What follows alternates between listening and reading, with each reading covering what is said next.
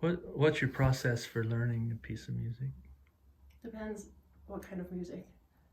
Like a solo music, Yeah, say. for example.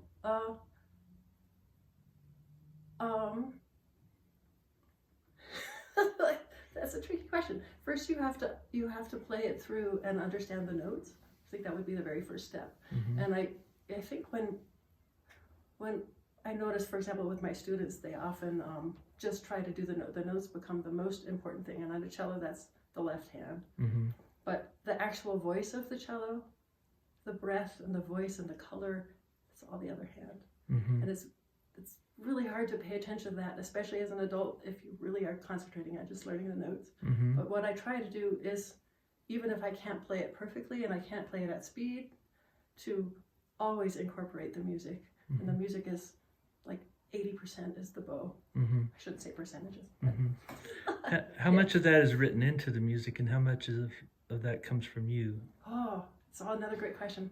I think through the years, composers have gone from writing nothing to writing everything, and somewhere in between. If you look at really, really early music, they write nothing. And if you take as an example the composer Marin Mouret, who's a French viola da gamba composer, he wrote 6 books of solo repertoire for that instrument, which is also an instrument I play. The first book has nothing. It has no dynamics, no bowings, no markings. And the last book has everything, including wind and vibrato. And you could just feel, when you read that music, you could feel his frustration that people didn't get it, and that he needed to tell them how to do it, instead that they just weren't understanding. And you'll find composers like that. Stravinsky, for example, just writes in utter detail.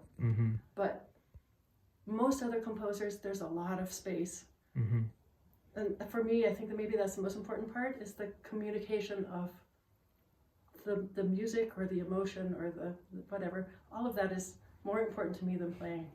And how do you find that? How do you find it? Wow. Oh, also a great question. I'm not sure I can answer that question. Part of it comes from really having to dare to let that be the main focus.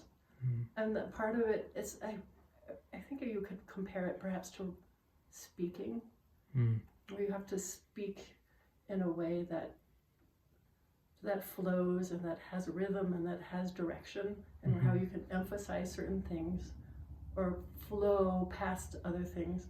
All of that is part of music. But also for me, it's been a really interesting experiment to see what is possible with the cello. I think a lot of people may just do what they learned at school, and that's something that has been passed down in the classical music tradition from like the 1900s or 1800s even, through teachers.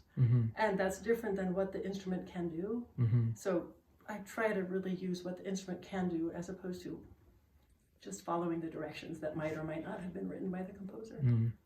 I don't blow past that. I do play the notes.